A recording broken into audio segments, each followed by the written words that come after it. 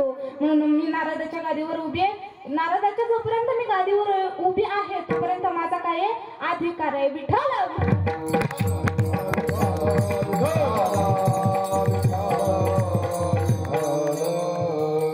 बघा, मग एवढंच लक्षात ठेवायचं. अभंग कोणाचा आहे? तुकाराम महाराजांचा आहे. आणि किती चरणाचा आहे? 4 चरणाचा आहे. बघा, आपल्या सगळ्यातून जाऊन आईंना वर्ष झालं, बरोबर. आज इथं प्रथम पुण्यस्मरणानिमित्त इथं कीर्तन ठेवलं. इथं वर्ष श्राद्ध घालताय तुम्ही. वर्ष श्राद्ध का घालायचं? वर्ष श्राद्ध का घालायचं आहे का? मला सांगा. देहाला मरण आहे पण आत्मा अमर आहे की नाही? का आत्म्याला मरण आहे? नाही. देहाला मरण आहे पण आत्मा अमर आहे. ज्या वेळेस आपण जातो त्यावेळेस देह मरतो पण आत्मा काय आहे? अमर आहे. मग बघा, आत्म्याचा प्रवास चालू होतो कोणत्या दिशेने? स्वर्गाच्या दिशेने. कोणत्या दिशेने? स्वर्गाच्या दिशेने. मग बघा, देहाला जरी मरण असलं तरी आत्मा अमर आहे. बघा, आपण म्हणाल मला मारायचं नाही, असं होत नाही. ज्या वेळेस एक लक्षात घ्या, आपण जर भाड्याने घर घेतलं असेल, आपण भाड्याने घर घेतलं असेल तर ते भाडेकरी कुठपर्यंत तिथं राहू शकतो? त्या घरामध्ये राहू शकतो जोपर्यंत मालक सांगत नाही की घर खाली कर. ज्या वेळेस मालक येईल, मालकाने मालक सांगेल जिंदगी का धर है, एक ना एक दिन बदलना पड़ेगा, एक ना एक दिन बदलना पड़ेगा. जिंदगी का घर है, जिंदगी का घर है, एक दिन जाना पड़ेगा, एक ना एक दिन जाना पड़ेगा.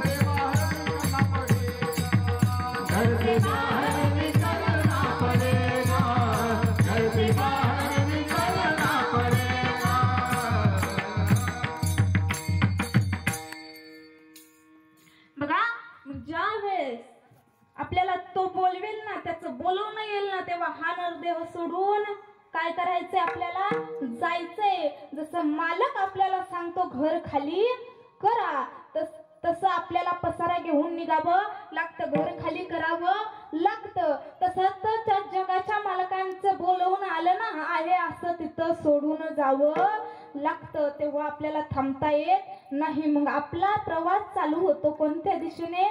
स्वर्गाच्या दिशेने. मग बघा, 365 दिवसाने म्हणजे एका वर्षाने हा आत्मा तिथे जाऊन स्वर्गाच्या दारात जाऊन पोहोचतो. त्यावेळेस तो आत्मा विनवणी करतो की माझ्यासाठी स्वर्गाची दारं उघडी व्हावीत. म्हणून इथं कीर्तनाची गर्जना किंवा इथं श्राद्ध घातलं जातं. विठ्ठल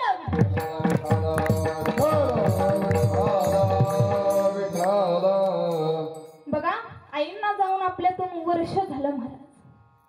आईंना जाऊन वर्ष झालं. माणूस आयुष्य जगला कसं याला फार किंमत आहे बरं का.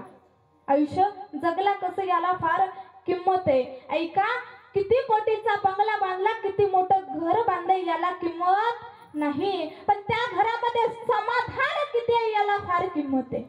त्या घरामध्ये समाधान किती आहे याला फार किंमत आहे. आईला आयुष्य कमी लाभलं, आईंना आयुष्य कमी लाभलं, पण त्याच आयुष्यामध्ये माणसं तोडण्याचं नाही तर माणसं जोडण्याचं काम आईंनी केलं. बघा, जेवढं आयुष्य लाभलं ना त्यामध्ये त्या आईने माणसं जोडून घेण्याचं, माणसं जोडण्याचं काम केलं. आणि एवढं करत करत आपल्या मुलांना चांगले संस्कार दिले. त्यांचे दोन्ही मुलं असतील, त्यांना चांगले संस्कार दिले महाराज. त्यांना चांगले संस्कार देण्याचं काम आईंनी केलं. ते गेल्याच्या नंतरही त्यांना दुसरं काय पाहिजे होतं? हाच त्यांचा खरा आनंद होता. वर्ष झालं, वर्षानंतर त्यांचं श्राद्ध घातलं जाते. त्यांची मुलं तिथं श्राद्ध घालतायत. कोळी कन्या पुत्र होती जे सात्विक, तयाचा हरिक वाटे देवा. असे जर मुलं सात्विक मुलं जन्माला आली ना, खरंच त्याचा आनंद जगाच्या मालकाला सुद्धा होतो. मग त्या आईला का नाही होणार? आई बघतायत सगळं.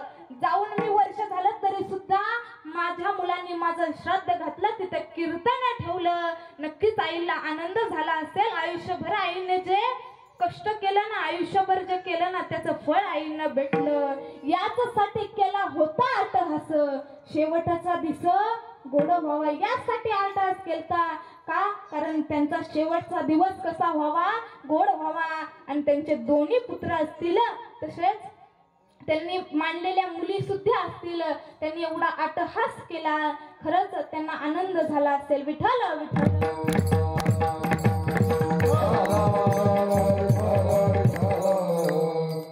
बघा, आईंना जाऊन वर्ष झालं, पण महाराज ज्या वेळेस आपल्या अत्यंत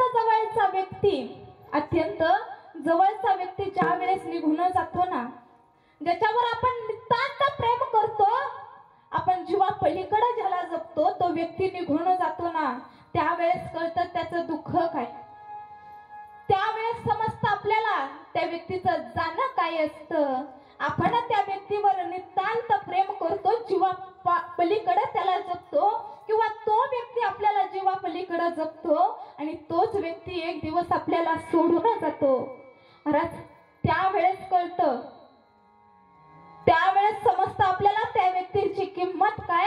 आपले आई वडील आपल्याला जेव्हा सोडून जातात ना, त्यावेळेस समजतं आई वडिलांची किंमत काय.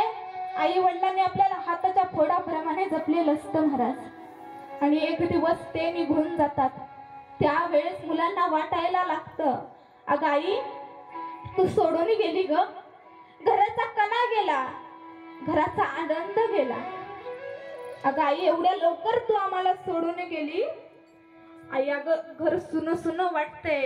त्यावेळेस ही लेकरं असतील ना, दोन्ही दादा असतील ना, त्यावेळेस आईला बोलवत असतील, आईला हाक मारत असतील, कुठं गेली आई मला करमत नाही, कुठं गेली आई मला करमत नाही.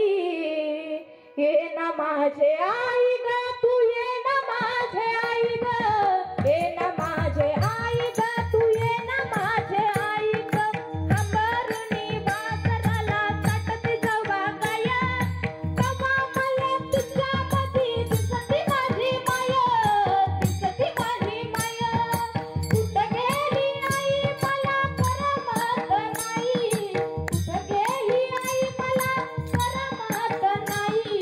ये ना माझे आई ग, तू ये ना माझे आई ग, ये ना माझे आई ग, तू ये ना माझे आई ग. निघून गेली सावली, मी पडलो ग उन्हाला, मी पडलो ग उन्हाला. निघून गेली सावली, मी पडलो ग उन्हाला, मी पडलो ग उन्हाला.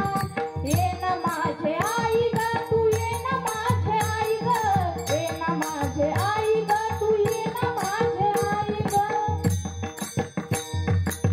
बघा, त्यावेळेस तो मुलगा कळकळीची विनंती करून आईला बोलवत असेल महाराज, पण त्यावेळेस आई माघारी येणार नाही मुलांना.